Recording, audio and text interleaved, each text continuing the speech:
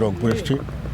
এখানে আমার ভাই আলাজ হোসেন মাহমুদ এরশাদ আমাদের নেতা, ওনার কবর জিয়ারত করলাম। আর তারপরে আমার মা বাবার কবর জিয়ারত করব। শেষ পর্যন্ত আমি কেরামতি মৌলানা কেরামত আলী জৌনপুরি রহমতুল্লাহ আলাইহি সালাম ওনার কবর জিয়ারত করে আমি সকলের দোয়া নিয়ে এই নির্বাচন প্রক্রিয়ায় অগ্রসর হতে চাচ্ছি। সেইভাবে আমার শুরুটা হবে। তো সেই হিসাবে এখন প্রথমে এখানে আসলাম।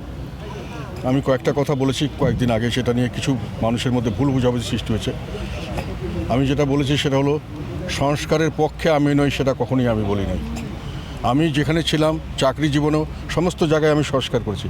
আমি যখন মন্ত্রী ছিলাম মন্ত্রণালয়ে ব্যাপকভাবে সংস্কার হয়েছে। আমার নেতা আলাজ হোসেন মাহমুদ এরশাদ বাংলাদেশের ইতিহাসে শ্রেষ্ঠ সংস্কারক হিসেবে এখনও আমি মনে করি সবাই তাকে গ্রহণ করবে।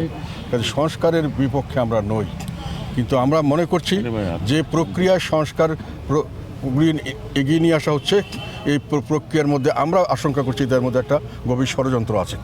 এখানে তারা যেগুলো কথাগুলো যেগুলো বলেছেন সংস্কারের মধ্যে, এর অনেকগুলো হয়তো আমি মানি, অনেকগুলো মানি না, সেটা ঠিক আছে।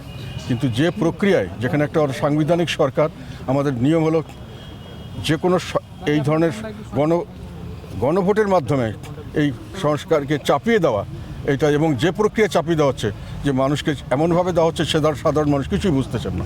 সাধারণ মানুষকে বলা হচ্ছে অনেক ধরনের বিভ্রান্তিমূলক কথা বলা হচ্ছে, তাদেরকে লোভ লালসা দেখানো হচ্ছে যে আপনি হাফ বললেই আপনি সব কিছু পেয়ে যাবেন, আর জীবনে আপনার কোনো কষ্ট থাকবে না, সব থেকে উদ্ধার হয়ে যাবে। এগুলো কথা সত্য নয়, এবং এগুলো কথার মধ্যে ফাঁক আছে। এবং এইভাবে প্রচারণা করে ওনারা কি করতে চাচ্ছেন, যেহেতু দেশে এখন একটা নির্বাচন চলছে, সংসদ নির্বাচনে হওয়ার পরে সংসদ এবং সেই নির্বাচিত সংসদ সদস্য এবং নির্বাচিত সরকার তারাই যে কোনো ধরনের সংস্কারের দায়িত্ব থাকবেন, এবং সেটাই হলো নিয়ম আমাদের দেশের, যে কোনো দেশের নিয়ম। বিজলি কেবলসের স্ক্রিন কোটেড ইনসুলেশন আগুন প্রতিরোধী। বিজলি কেবলস, নিরাপদ আজীবন। আমাদের দেশের পরিষ্কারভাবে তারা সাংবিধানিকভাবে সংবিধান সংরক্ষণ করবেন শপথ নিয়েছেন, কিন্তু তারা সেটাকে বাদ দিয়ে আরেকটা বডি তো ইলেকশন করতে চাচ্ছেন। এখন তাতে কি হবে? দুটো প্যারালাল ইলেকশন চলছে। একটাতে গিয়ে সংসদ নির্বাচিত হবে, সংসদ সদস্য নির্বাচিত হবে, আর একটাতে গিয়ে ওনারা হাঁ ভোটকে জয় করার জন্য চেষ্টা করছেন। এখন হাঁ ভোটকে জয়যুক্ত করলে তারা যেটা করবেন, তখন সংসদের উপরে এই যেগুলো তারা সংস্কার বলে বিভিন্নভাবে মানুষকে প্রলোভন দেখিয়ে বিভিন্ন পাশ করেছেন, সেগুলোকে চাপিয়ে দেওয়া হবে। কোনো সংস্কার, কোনো সংসদ এবং কোনো নির্বাচিত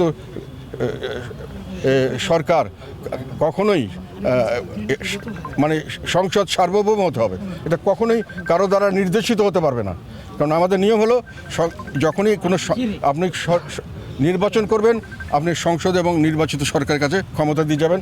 আপনি কি সংস্কার করলে ভালো হয় আপনি মনে করছেন, সেটা একটা তালিকা আপনি দিয়ে যাবেন নতুন সরকারের কাছে এবং সংসদের কাছে। তারা এইটার উপরে একটা করে উত্থাপন করবে, এটার উপর ডিবেট হবে। ডিবেট যখন হবে, যেমন ধরেন যে আমাদের দুই কক্ষ বিশিষ্ট আমাদের সংসদ দরকার, এই কথা যখন আসবে তখন এর পক্ষে কথা হবে, এর বিপক্ষে কথা হবে।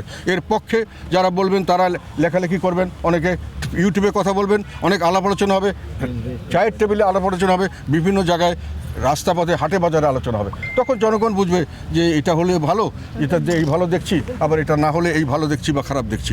তখন জনগণকে যদি আপনি হা বা না বলতে চান, তখন তারা বুঝে একটা হা বা না দিতে পারবে। কিন্তু একসাথে আপনি 4-5টা দিয়ে দিলেন এবং তার অর্থের ভিতরে অর্ধেকটা বললেন আরও আছে কিছু, আপনি এটা মানলে এগুলো সবই মেনে নিচ্ছেন। মানে আপনি যদি একটা মানেন তো সবই মেনে নিচ্ছেন।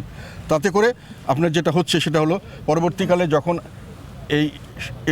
এইটা হা ভোট যদি জয়ী হয়, তখন প্যারালাল একটা ফোর্স দাঁড়িয়ে যাবে। আমরা বিশ্বাস করছি বা আশঙ্কা করছি তার একটা রেভলিউশনারি গভর্নমেন্ট, একটা কি বলে এটাকে, বিপ্লবী সরকার গঠন করবেন, করে তারা বলবেন যে আমরা যেহেতু হাফে ভোট পেয়েছি, কাজেই আমাদেরকে জনগণ আমাদেরকে ম্যান্ডেট দিয়েছে, কাজেই জনগণের এখন পার্লামেন্ট আমাদের কথা মতো চলতে হবে। এরাকে প্রত্যেকটা আমাদের প্রত্যেকটা যেটা সংস্কার, এগুলোকে মেনে চলতে হবে। এখন মেনে তোমাদেরকে পাশ করাতে হবে, মানে সংসদকে এবং সরকারকে তারা বাধ্য করবেন যে তাদের কথা মতো চলতে হবে। তার মানে সংসদ এবং এতগুলো লোক ভোট টোট দিয়ে এত হইচই করে আমরা একটা সংসদ বানালাম, একটা সরকার বানালাম, সেগুলো কার্যকরীভাবে এটা কোনো কাজ করতে পারবে না। তারা এদের আন্ডারে কাজ করতে হবে, ওরা যেটা বলবে সেটাই পাশ করাতে হবে। এবং ওনারা যদি বলতে থাকে যেটা আমার পাশ করাতে আরও বেশি সময় লাগবে, এটা আরও ঠিক করতে হবে। এরকম করে ওনারা মাসের পর মাস কি বছরের পর বছরে যদি ক্ষমতা দীর্ঘায়িত করেন বিপ্লবী সরকার, তাহলে এই বিপ্লবী সরকারের মাধ্যমে দেশ চলবে, পার্লামেন্ট হবে, তার আন্ডারে একটা খালি তার হুকুম মানার একটা অবস্থান। তা সেই নির্বাচন যেখানে ক্ষমতা হস্তান্তর হবে না, আমরা জানতে চাই বর্তমান অন্তর্বর্তীকালীন সরকার পরিষ্কারভাবে বলুক, যেদিনকে আমার নির্বাচন হয়ে যাবে নতুন সরকার, সেই দিন থেকে আমরা থাকবো না। কিন্তু ওনারা তো সেটা বলছেন না। ওনারা বলছেন যে আমরা থাকবো কেন, আমাদেরকে জুলাই চার্টার পাশ করাতে হবে, যে আমার দায়িত্ব দিয়ে গেছে সরকার। যদি ওনারা হ্যাঁ ভোট করতে পারেন তাহলে দায়িত্ব তারা পেয়েছেন, তাহলে এই নির্বাচনে কি মানে হবে? এই নির্বাচন করে জনগণের সংসদ হবে না, এটা জনগণের কথা মতো হবে না। কারণ পাশ করতে গেলে জনগণের কাছে যেতে হবে না, তার বলেছে জনগণ তো আপনি আগে পাশ করে দিয়েছে।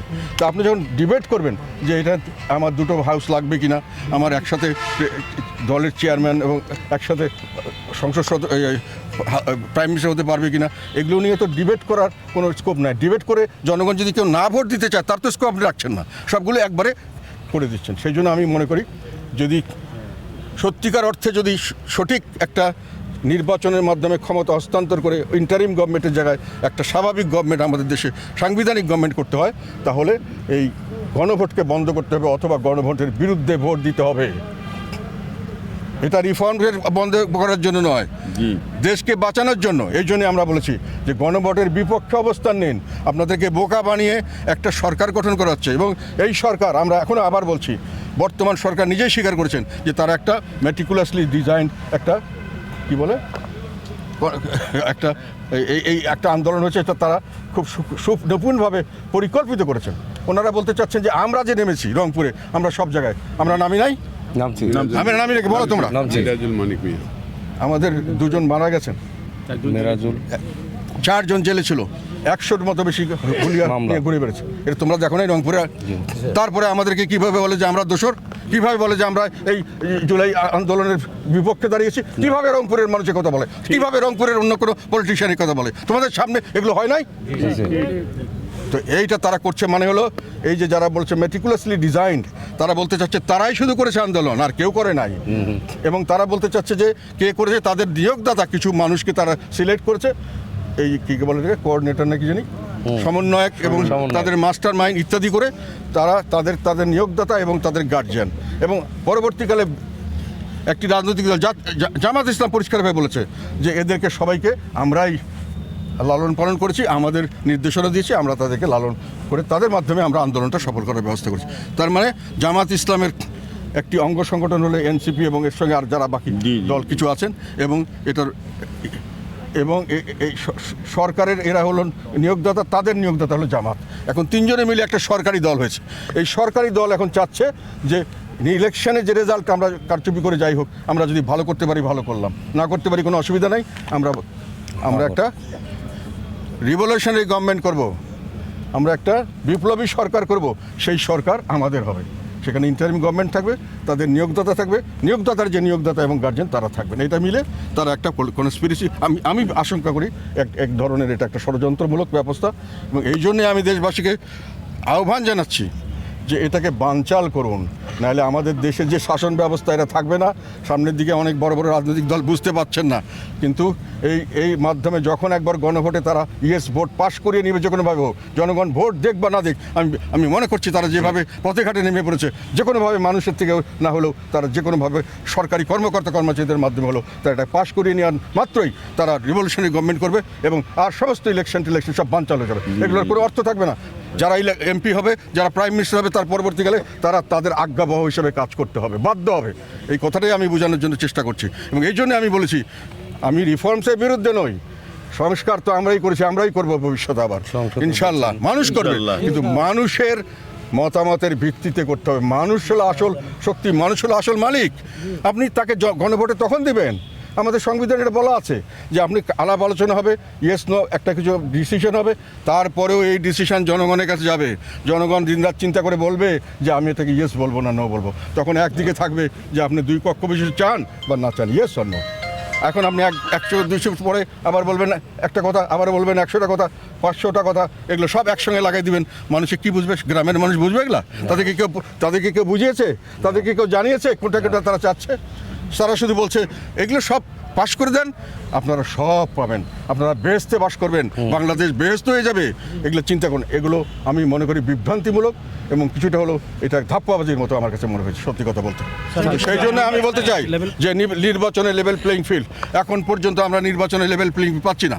আমাদের মানুষকে এখন পর্যন্ত রংপুরের মতো জায়গায় আমার বিরুদ্ধে তারা আমাকে অ্যারেস্ট করার জন্য এবং আমাকে নির্বাচন না করার জন্য তার দাবি করে, রংপুরের মতো জায়গায় যেখানে সবাই জানে যে আমরা কোথায় কি করেছি। একটা কথা কেউ বলতে পারবে না যে এই আন্দোলনের সময় থেকে শুরু করে একটা দিনও অন্য কোনো রাজনৈতিক দলের নেতা বলতে পারবে না যতটুকু যারা বলছে তারা কোথায় ছিল, আমি সেটা জানতে চাই। আমাকে রাজশাহী থেকে আমাদের লোককে বলে জাতীয় পার্টিকে যেদিন আমরা ইলেকশন করতে দিলে আমরা ইলেকশন করতে দেবো না, সব বন্ধ করে দেবো। হুয়ার দে, তারা কে? তখন কেন তাদেরকে বিরুদ্ধে ব্যবস্থা নেওয়া হয় না? আর একটা কথা বলতে চাই, এই দেশে গণহত্যা চলছে, পরিকল্পিতভাবে মব লেলিয়ে দিয়ে তাদের প্রতিপক্ষকে তারা ধ্বংস করছে, পরিকল্পিতভাবে। মবগুলো আন্দাজে হচ্ছে না, পরিকল্পিতভাবে সরকার গণহত্যা করছেন এই মবের মাধ্যমে, এবং এটার জবাবদিহি তাদের করতে হবে। আওয়ামী লীগ, ছাত্রলীগ, তাদের দোষ হবে, তাকে ধরবা, বিচার করবা, ফাঁসি দেবা, যা করবা। বিচার ছাড়া রাস্তার মধ্যে ধরে পিটিয়ে মেরে ফেলবা একটা একটা সংখ্যালঘু সম্প্রদায়ের মানুষকে, তাকে বাড়িঘর লুট করে, তাকে মারপিট করে, তাকে শেষ করে দিবা। পরিকল্পিতভাবে তারা রাজনৈতিক তাদের প্রতিপক্ষকে ধ্বংস করার জন্য ব্যবস্থা করছে, বিলীন করার জন্য করছে, গণহত্যা করছে। আর একটা জিনিস আমি আশঙ্কা করছি সামনে দেখা যাবে, সেটা বিচারের নামে প্রহসন করে আরেক দফা গণহত্যা হতে পারে, তাদের রাজনৈতিক প্রতিপক্ষকে সেইভাবে আরেকটা গণহত্যার প্রচেষ্টা হতে পারে। এবং এগুলোর ব্যাপারে আমি জনগণকে আগের থেকে হুঁশিয়ার করে দিতে চাই, সকলে বিপদে আছি আমরা। আপনারা মনে করেন না যে আপনারা ভালো আছেন, কেউ আপনাদের টাচ করে নাই। পরবর্তীকালে ভবিষ্যতে আপনাদের গায়ে হাত পড়তে পারে, যেটা আমি বলছি।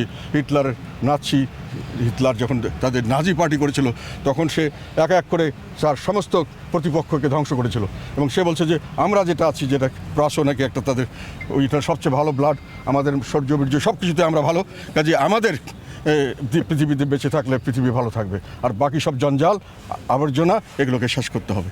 এবং এরা এইটা করে উনি নিজের দেশের যারা ওনার বিপক্ষ পার্টি ছিল, লিবারাল, সোশ্যালিস্ট, তারপর সাধারণ যারা, সবাইকে উনি এক এক করে ধ্বংস করার ব্যবস্থা করেন। উনি অন্যান্য দেশ ধ্বংস করতে চেয়েছিলেন, দখল করতে চেয়েছিলেন, ওখানে গিয়ে সেই লোকগুলোকে ধ্বংস করবেন উনি। সারা দেশকে উনি, যার সারা পৃথিবী শুধু ওনার লোক থাকবে, এটাই ছিল ওনার পলিসি। এই গভর্নমেন্ট কিন্তু আমরা স্পষ্ট দেখতে পাচ্ছি এই ধরনের একটি নিধন চলছে, যেটা তাদের প্রতিপক্ষ, তাদেরকে নিধন করা হচ্ছে, নিধন, গণহত্যা করা হচ্ছে। আমি আবার বলছি, মব করে পরিকল্পিতভাবে গণহত্যা করা হচ্ছে, তাদেরকে ধরে জেলখানা রাখা হচ্ছে, এবং জেলখানা থেকে অনেক লোককে মৃত অবস্থায় উদ্ধার করা হচ্ছে, পাওয়া যাচ্ছে। সেক্ষেত্রে আপনারা কি সামনে নির্বাচন থেকে আমরা নির্বাচনে থাকবো এই কথাগুলো বলার জন্যই, কারণ আমাদের লোককে এখনও যারা জায়গায় জায়গায় যাচ্ছে তাদের বিরুদ্ধে পুলিশ ঝামেলা করার চেষ্টা করছে।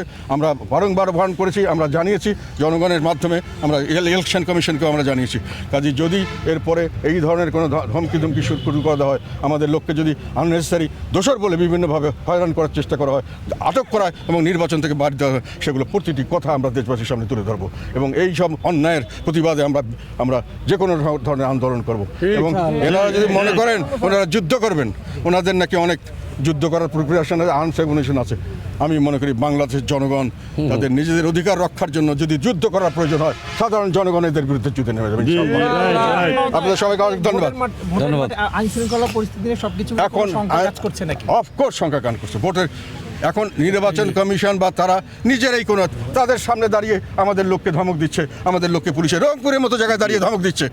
কোথায় নির্বাচন কমিশনের কি ক্ষমতা আছে আমরা দেখতে চাই। আর রাস্তাপথে তারা কি করবেন? তাদের তো নিজেদের অফিসেই রক্ষা করতে পারেন না।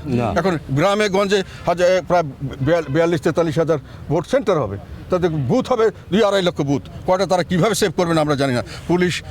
পুলিশ আগে দেখলে মানুষে ভয় করতো, এখন পুলিশকে পিটিয়ে মারা হচ্ছে, পুলিশ ভয়ে পালায়।